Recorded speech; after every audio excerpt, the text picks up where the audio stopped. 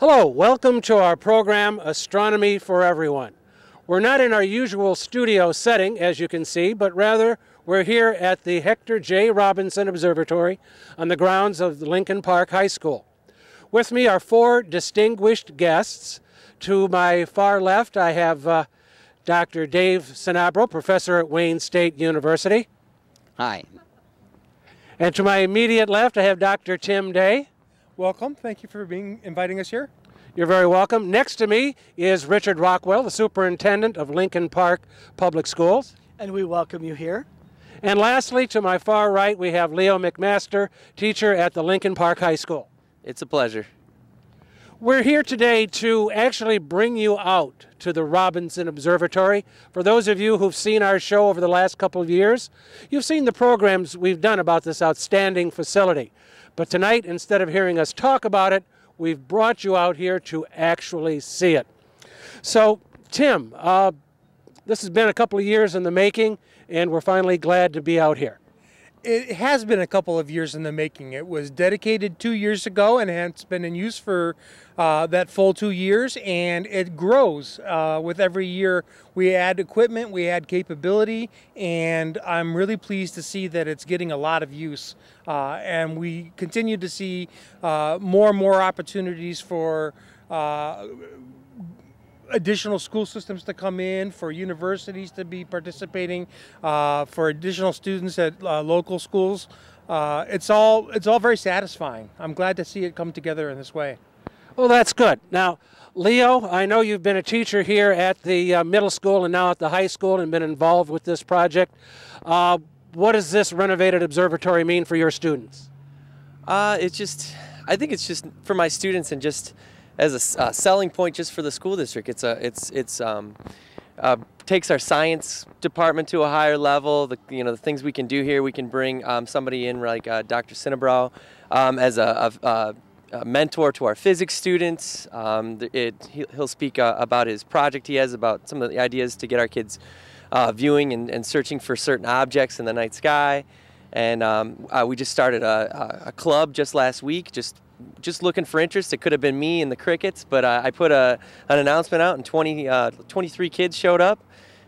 So it's just expanding what we do in school. I teach biology, which is kind of different from astronomy, but I have a heavy interest in it, and these guys are all great role models and teachers for the kids as well. Oh, that's great, Leo. Now, Mr. Rockwell, a superintendent of the Lincoln Park Public Schools, this has got to be great to have this facility back up and running after so many years.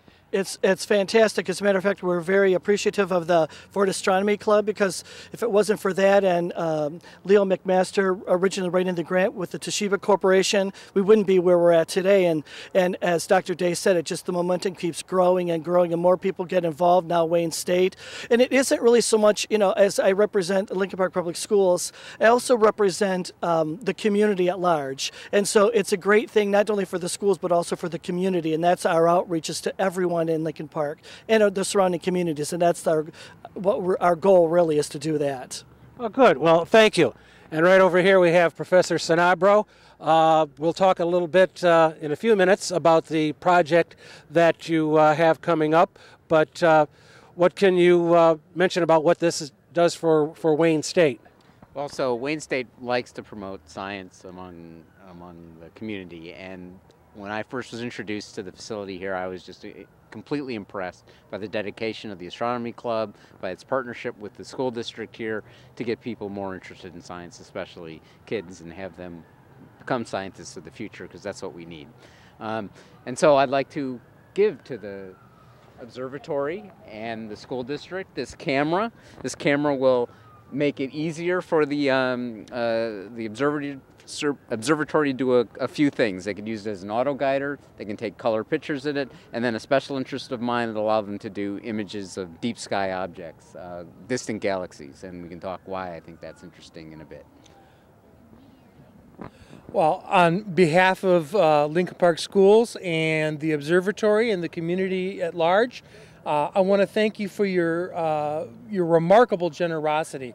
This was a completely unsolicited and unexpected gift, and when I heard you were donating this and learned about what it would allow us to do, I was just really profoundly touched. Thank you so much for your generosity, and I'm very excited about what we're going to be able to do in terms of science with this additional capability. It's one more example of the continuing growth that the observatory undergoes. We'll soon be having fiber optic run out to the observatory this week, so we'll have a very high-speed internet capacity. We'll have phone lines run out so that we'll have a dedicated telephone. People will be able to dial a number and see whether we're open or not on any given clear night. Once again, thank you so very much. Thank you, Professor Sanabro, and I'm sure that the students here at Lincoln Park Public Schools will make very good use of this imaging equipment. Now, we hinted a few minutes ago about a project that has a collaboration between Wayne State University and the Hector J. Robinson Observatory here at the Lincoln Park Public Schools. And I'm going to have Professor Sanabro talk about that for just a few minutes. Professor? Sure. One of my research interests that I do for my work is I try to study the universe with supernovae, which are exploding stars. You look for supernovae by taking repeated images of the sky, specifically nearby galaxies, and then you look for new stars to appear in those galaxies.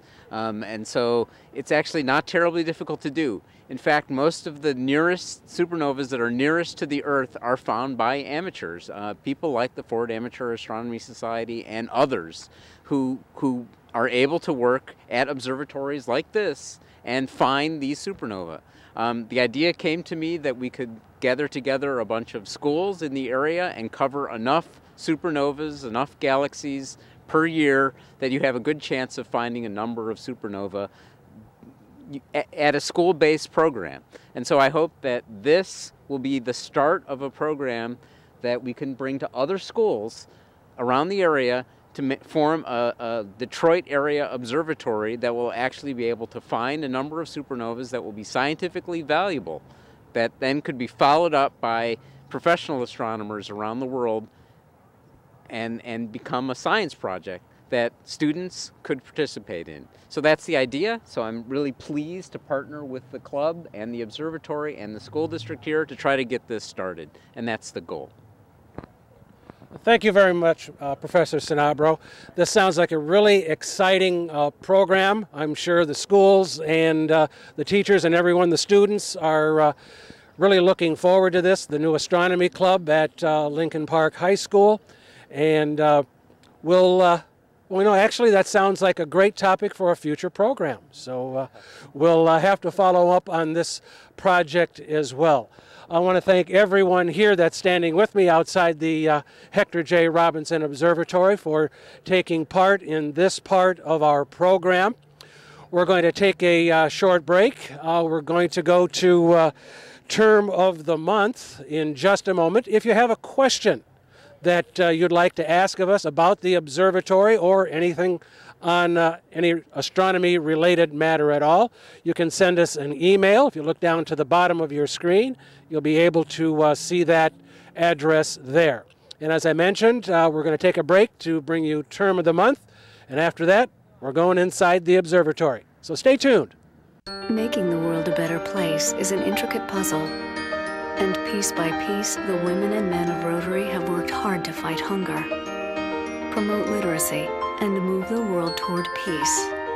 But there is still much to be done, still some missing pieces. And one of those missing pieces is you.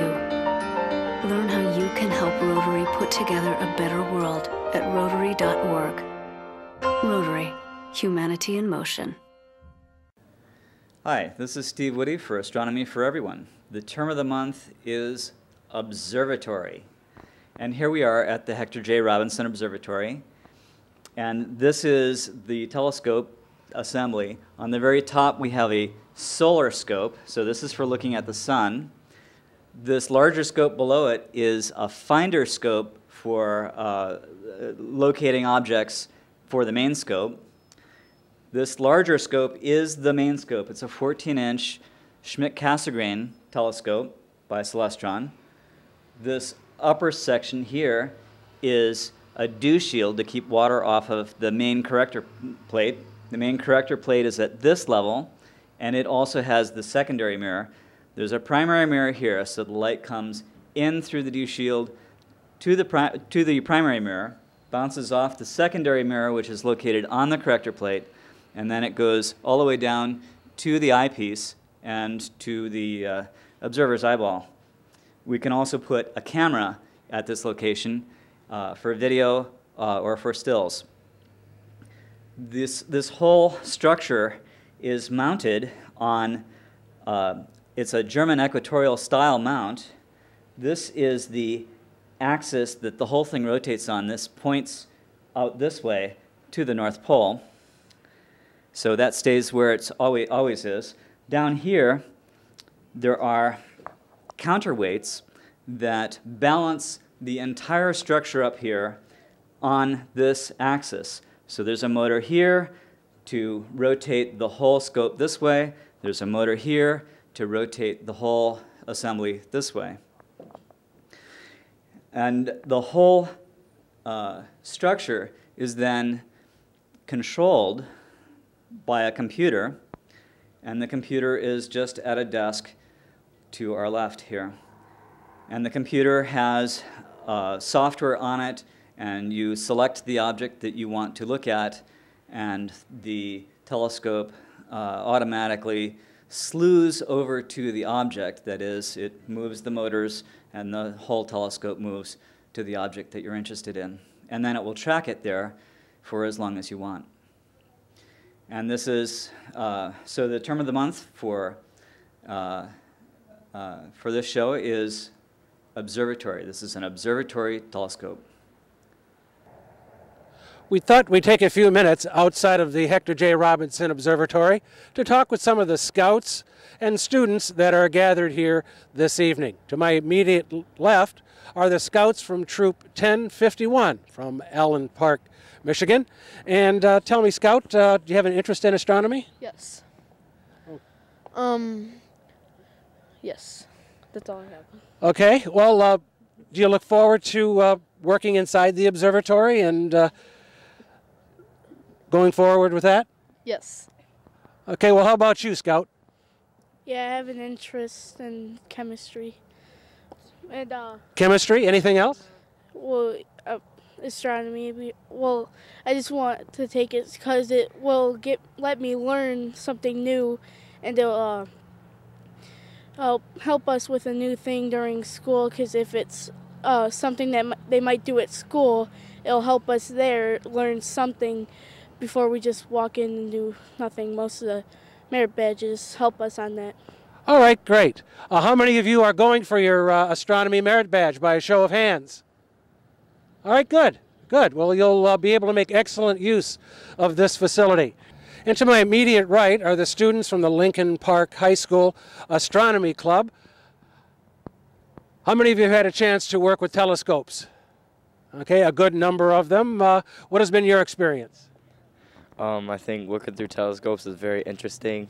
And when I look through one, just to look at all the constellations is cool, how it can make stuff. And how about you, young lady? I'm just interested in how vast the universe is, and I'd like to see some parts of it. That's good. And what are your hopes to use this astronomy observatory here? I like to improve my knowledge of how vast the universe is and to learn a lot more than I previously knew, because I know that the universe is really never-ending, so yeah, I'd like to know more. Well, that's great. As I say, in a universe this big, anything is possible. Want to thank both the students and the scouts for coming out here this evening to be part of this program here at the Hector J. Robinson Observatory. If you have any questions or would like to check out our website, please go there. You can see the address down at the bottom of your screen. I'd also like to thank my other guests earlier, Dr. Tim Day, Professor David Sanabro, Mr. Leo McMaster, and Mr. Richard Rockwell. And we hope you've enjoyed this part of the program. And what we're going to do now, after a quick scroll of upcoming astronomy events, we're going to hear what's up in the night sky. Stay tuned.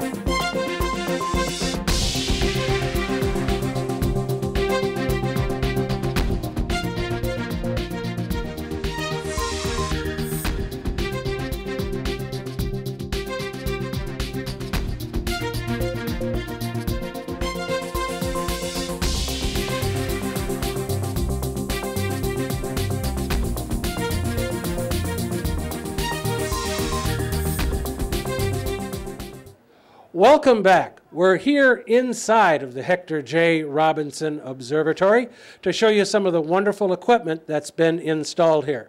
With me again is Dr. Tim Day. And Tim, this is a magnificent piece of equipment. Can you tell our viewers about it, please? I would be delighted to. It really is. It's an astronomer's delight. It all starts with a concrete pier. It's tremendously solid. It's rooted deeply into the earth, and it's completely immobile. It doesn't vibrate even when you walk around the observatory. And that's very important because the telescope needs to be held extremely still.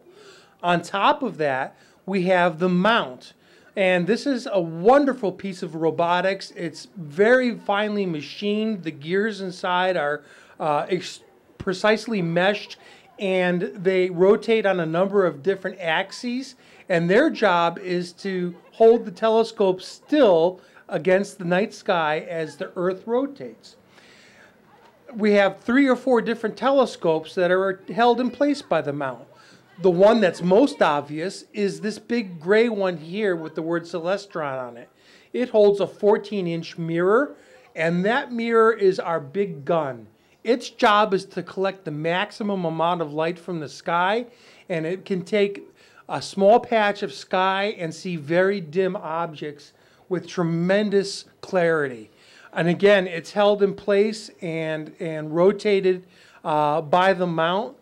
Then attached to that, we have a finder. This is a small telescope that we use to help us get into the right position initially if we even need its use. Then attached to that is another very fine telescope.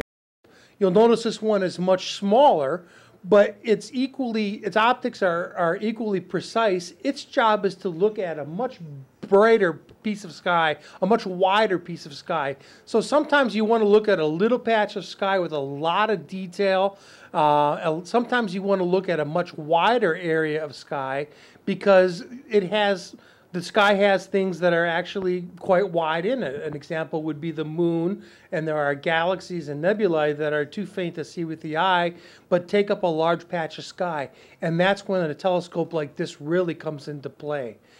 And then attached to that one, we have a smaller, thinner one, and it's a very special scope. It's designed to do nothing but look at the sun during the day. So you would never use this one at night. And it shows solar prominences, and it shows sunspots, huge flares leaping off of the surface of the sun and arcing back down again.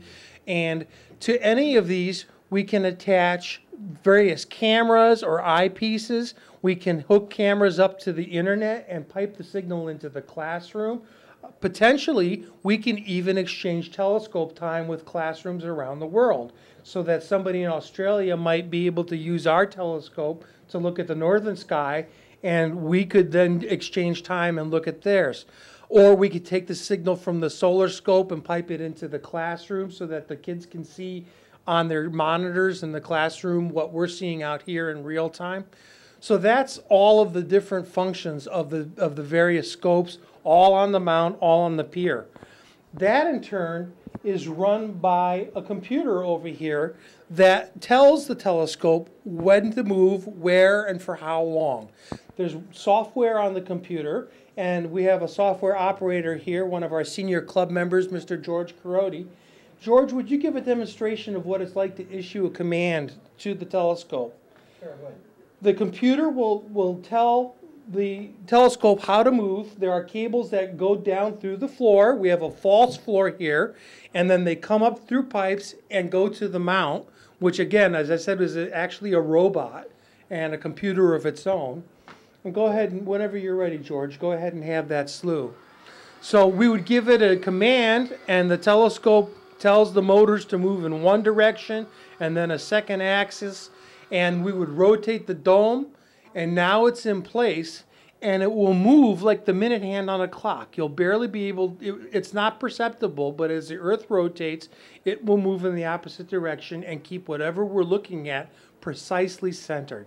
That allows us to do some really honest-to-goodness, fine astronomical viewing and scientific work. Well, Tim, this is a fantastic facility, great equipment. I'm sure the students are going to really be able to make great use of this. And to really drive that home, I'd like to bring Leo McMaster back over here. And Leo, yes. We talked briefly about the collaboration between Wayne State University and Lincoln Park Schools about this observing program looking for supernova in galaxies. Can you tell our viewers a little bit more the impact that this has for Lincoln Park Schools? I just think it's going to be good to have our students around. Professor Cinnabaro, just as an educator, he's going to come in and speak with us. He's going to do a presentation he calls Tabletop Astronomy or something along those lines, and he's going to talk a little bit more about what they'll be doing with his proposal in terms of studying cosmology, searching for supernovas, and just to be around somebody of that caliber, and just these gentlemen in particular, Dr. Day and members of the Ford Astronomers Club.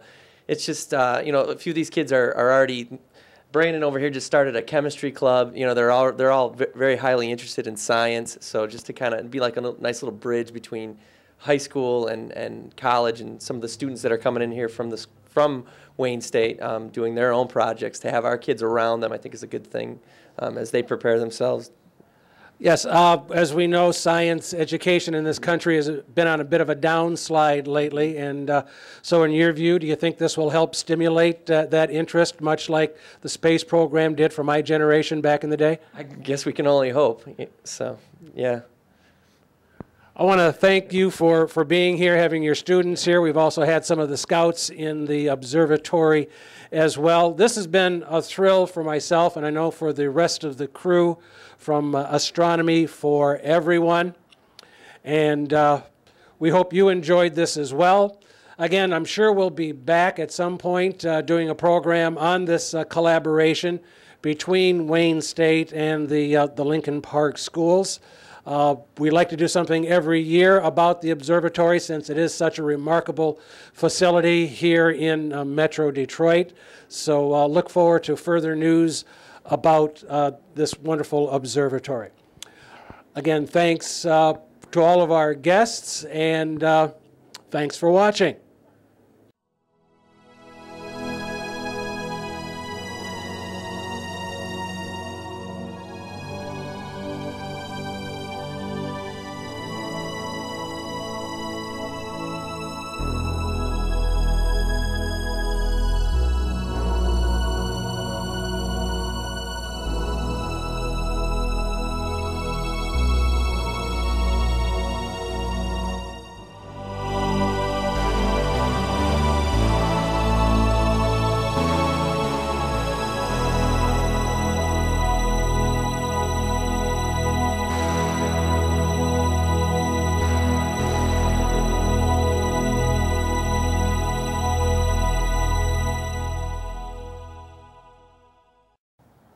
Welcome to What's Up for November 2011. We'll start, as we always do, with the phases of the moon. The first quarter moon will be on November the 2nd at about 4:18 in the afternoon. The full moon will be on the 10th of November at 8:16 in the evening. The last quarter moon will be on November the 18th at 3:09 p.m. And then the new moon is on the 25th of November. Starting with the planets, the first thing you want to do is just before sunset, around 6:30, you want to look to the western sky where you'll see the brightest planet, Venus. If you look directly below it, you'll be able to see a very tiny pinpoint of light, and that is actually the closest planet to the sun, Mercury. Moving from the west to the south, in the southern sky, due south, at about 9 o'clock at night, you'll be able to see Vesta through a pair of binoculars. This is the fourth biggest asteroid in the entire solar system. Just to the east of that, you will find the planet Neptune. Now, Neptune is not visible to the naked eye. You'll need a good pair of binoculars, 10 by 50s or larger, or you will need a good telescope. Now, going further over to the constellation Aquarius in the southeastern sky by 10 o'clock at night, you'll be able to see Uranus. Now, Uranus in a dark sky is visible as a small, pale green dot. Binoculars or a telescope will definitely be useful. Now, in the southeastern sky, near Pisces, you will see the biggest planet in the solar system, which is Jupiter. It is the brightest thing in the sky except for the moon. We then move on to the early morning sky, where you'll be looking in the constellation of Leo the Lion, and there you'll find Mars, the red planet. It'll be right next to Regulus, which is the bottom of the question mark in Leo the Lion. Now, the last planet that's going to be visible is going to be Saturn, and you'll have to wait until about 6 o'clock in the morning to see it. Now, in November, 6 o'clock in the morning is still awfully dark night sky. You will see a very bright light next to it, so it'll look like two bright stars. The blue one is Spica, the brightest star in Virgo, and then the pale white one will be Saturn. We also want to mention the Leonid meteor shower. It appears to come out of Leo the Lion. It's one of the regular meteor showers of the year, caused by the comet Swift-Tuttle, discovered during the American Civil War by two American astronomers, Swift and Tuttle. So that's what's going on in the night sky for November 2011. Go out there and enjoy the night sky.